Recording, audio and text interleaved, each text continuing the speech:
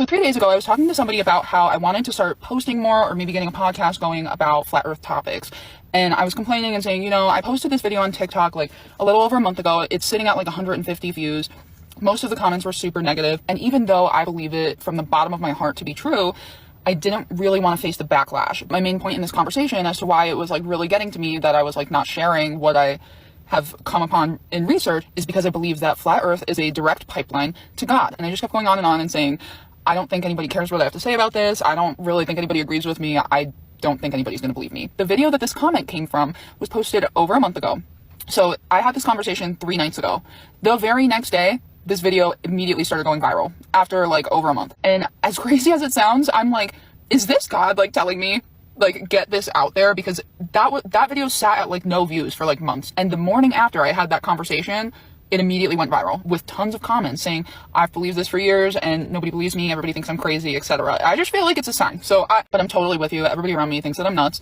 I've learned to like kind of not care. I think the best thing for us to do is to present the information, but kind of give people the option to stay within their beliefs and kind of just breadcrumb people with tidbits of information. And then over time, hope that they come to a similar conclusion. And if they think we're crazy, we kind of have to let them think that we're crazy. Because speaking from my own experience, when I was on the flip side and I didn't believe in stuff like this, there were 2 people in specific that opened my mind to this.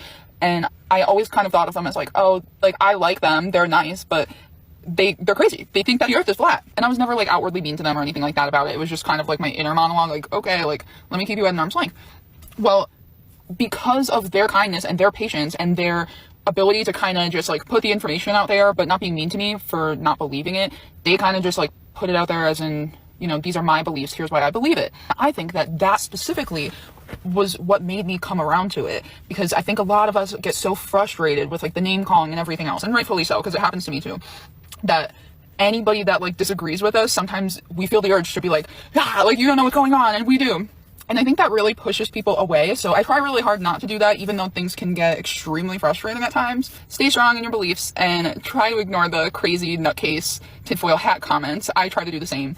And thank you for the kind comment. I'm really happy to see that a lot of people are more comfortable with like saying, hey, this is what I believe. And I have a lot of friends on TikTok and in real life that now I'm the crazy friend. Like they like me, we're friends, but they're like, yeah, that's not for me.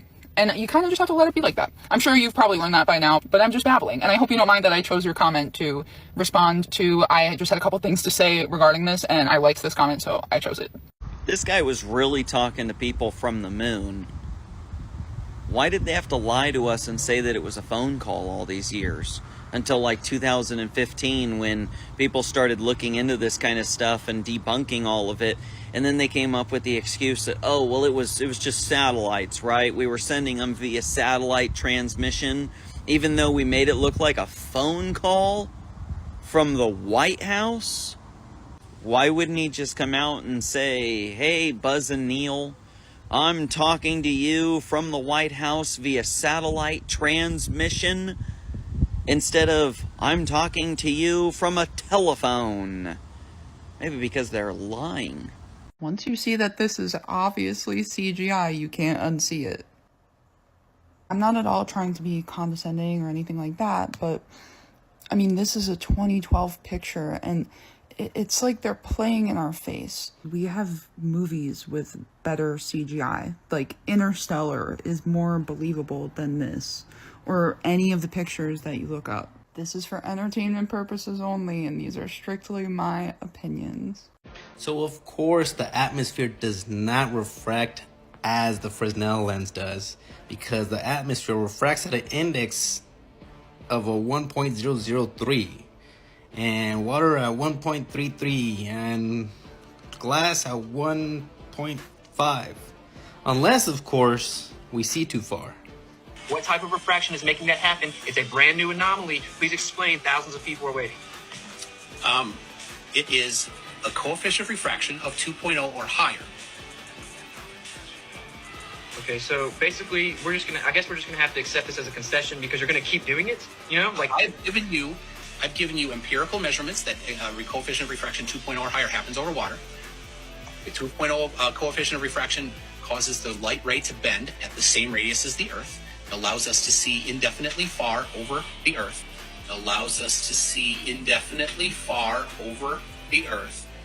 allows us to see indefinitely far over the Earth. And unfortunately, that is the world. If science does not approve, you're not going to believe it. But I'm here for those that have ears to listen, eyes to see, and a free mind to think for themselves. So this video wasn't really intended for you, Relentless, or science versus pseudoscience guy, or helping the flat earthers guy. You guys are never going to see truth because you guys deny the simple truth. Jesus is the way, the truth, and the life. No one comes to the Father except through him. Accept Jesus Christ as your Lord and Savior.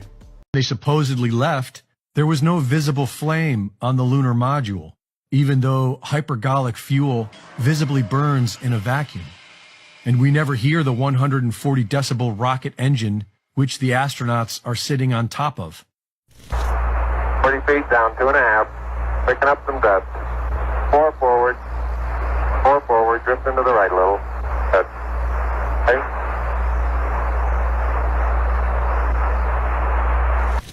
During takeoff, when it would have been burning at its loudest, an astronaut plays a musical recording, accentuating how quiet it is inside the craft. 99 Pro. Good lift off. Automatic.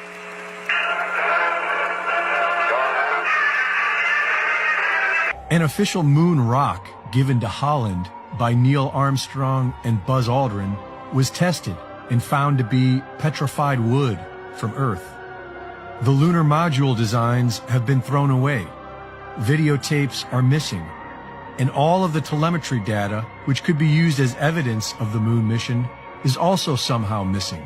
We've been unable to track it down. I mean, we don't know where this telemetry data ended up, and we don't know what path it may have taken. So, unfortunately, I'm afraid I can't really give you much of a clue as to where this data ended up.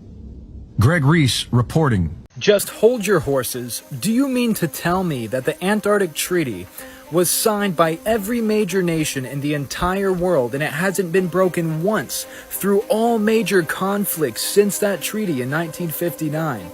And it was to protect the penguins? What about all the amazing, beautiful, and unique species found in the Amazon rainforest?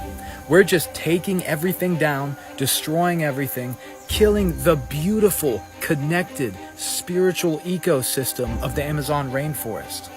Why aren't we protecting some place like that actually has much more life and much more spiritualness to it?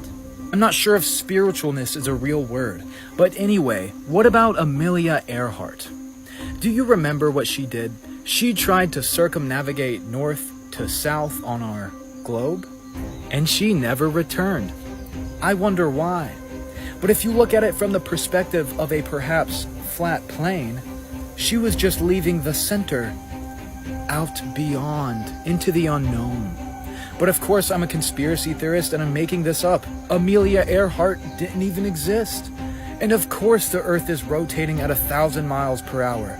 That's why when you're flying a plane and you're going against the rotation of the Earth when you land it, you don't even have to account for 1,000 miles of rotation. I know exactly where you are at. It's like you're not telling me anything new. It's like I've already heard all the debunks. It's like I'm past that. I understand atmospheric refraction allows distant objects to be visible beyond the horizon, which is consistent with the Earth's curve. It's like they tell you these things so you won't have to think for yourself, but I'm hoping you're a big boy, you wipe your own, pay your bills. It's like, until you go do your own observations, see what is going on with your own eyes, you're not going to believe a flurf. You're going to believe the authorities that tell you what to believe, why we don't see curvature, why it seems flat, why it seems stationary. But you're a big boy now. Thank God for free will. Does anyone else find it interesting that the ice melting is supposed to prove heating, and it can only be seen in the 2 places in the world where we're not allowed to go? Did you know that one of the main tourist attractions for Antarctica is called Deception Island? Right below South America, it's one of the only places that you can actually explore. And of course, not independently. It's a tourist attraction. It's completely contrived and regulated. And you can explore the South Pole, which is supposedly in the center of this continent. But the thing is, if you were to take this globe and unwrap it into a flat plane, that South Pole would actually be on the side, somewhere right here. So it wouldn't actually be in the center of the continent. It would just be on the outer edge of Antarctica. And you'd probably go, hey Cameron, that doesn't really make any sense. But no one has ever circumnavigated north to south. I wonder why. And what's with all these weird halos that we see in the Arctic areas? But of course, if what I'm saying could be true, then the Earth would have to be flat and ships would have to not disappear below the horizon, which they obviously disappear below the horizon. Just like what we're seeing here, when you can see the entire ship from top to bottom not disappearing below the horizon. But of course, that's just light refraction, like always, just like with the Chicago skyline and everything else I've shown you.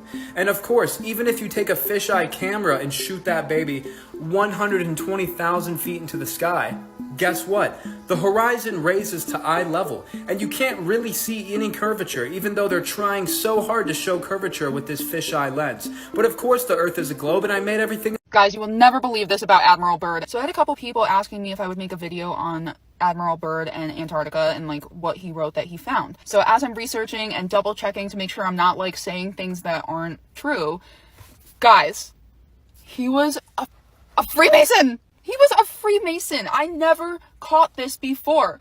Not only was he a 33rd degree Freemason, but he was also like buddy-buddy with multiple presidents. It's like, where does it end? What hasn't Freemasonry and Satanism touched in this society? Like, it really proves that so many things are truly weaponized opposition. This is for entertainment purposes only. These are strictly my opinions. Here's something interesting you might not have ever thought about. You ever wonder why Australia and Africa are such barren, dry desert wastelands? Here's why. As you can see on this flat Earth map, the sun and the moon are the ones that are moving around the Earth. Now, this is in October, so watch this. Really interesting. If I zoom in, on October 25th, the sun is at the south tip of Africa. Okay, so that's its pathway right there along that region. Now, if I fast forward a month to November, it's still on that southern tip of Africa. I fast forward to December, it's still going along that southern tip of Africa. Fast forward to January, it's still on that southern tip. Fast forward to February, it's still on that southern tip. So that southern tip of Africa is experiencing 5 months of direct sun rays right over it.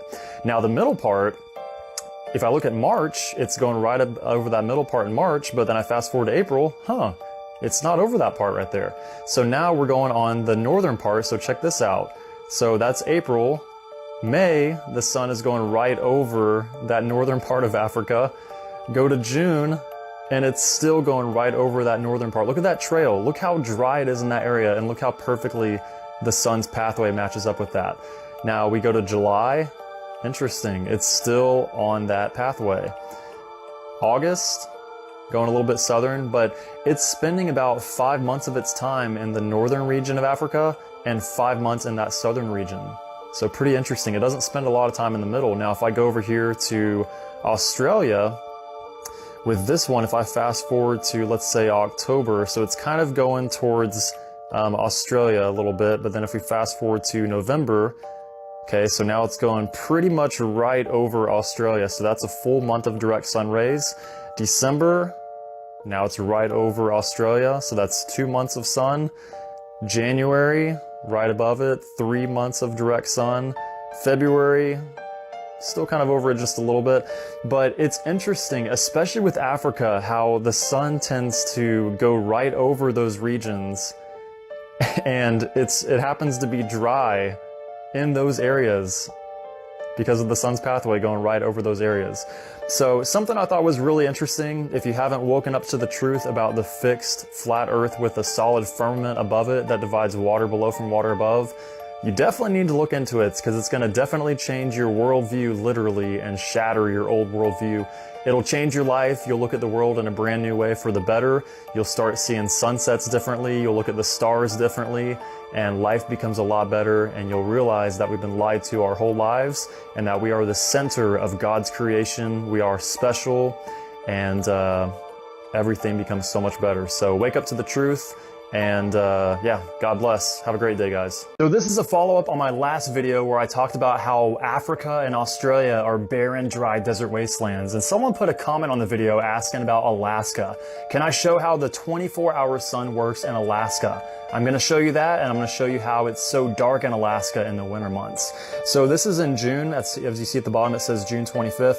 I'm going to turn this setting on, and what this shows is that the sun is on that red line, which is the Tropic of Cancer, and that's why it's so hot in the US, by the way, is because the sun is literally right above us in the United States, and that's why it's so hot, is because it's a local sun.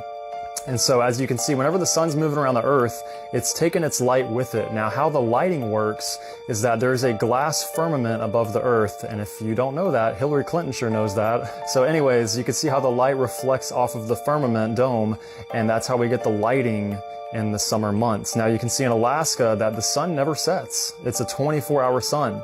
And I'm going to show you guys a video how whenever the sun's moving in Alaska, you can see the sun rises, and as it gets higher in the sky, that means it's closer to your location. But as the sun gets lower on the horizon, all it's doing is just moving further away from your location. But notice how it never goes below the horizon. The sun's just moving further away, and then as it rises, it's getting closer to you.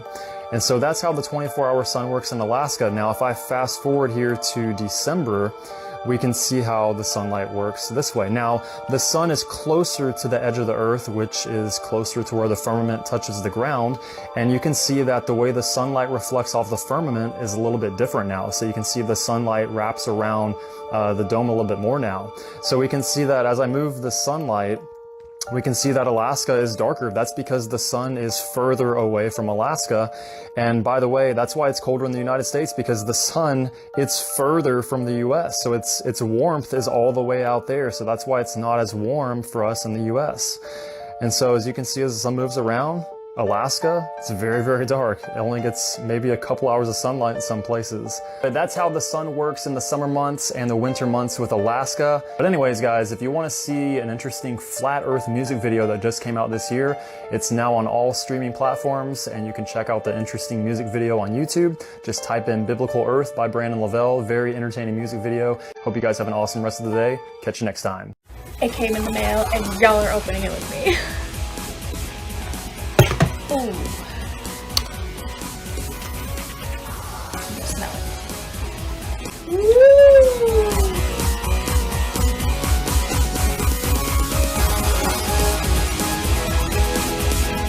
Here we go.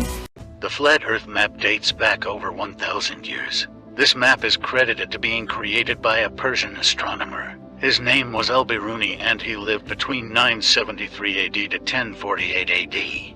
It's the official map of the United Nations and also the United States Geological Survey. It used to be present in many places before the creation of NASA and the Antarctic Treaty in 1959. Here you see it with Admiral Byrd.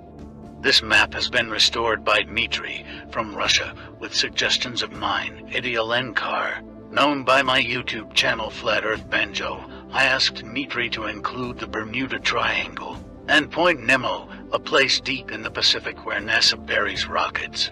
Then Robert Tozzi, a professional mapmaker, came along and enhanced the map even more. There are many people now selling this map online, but if you could order it from my online store, I would greatly appreciate it.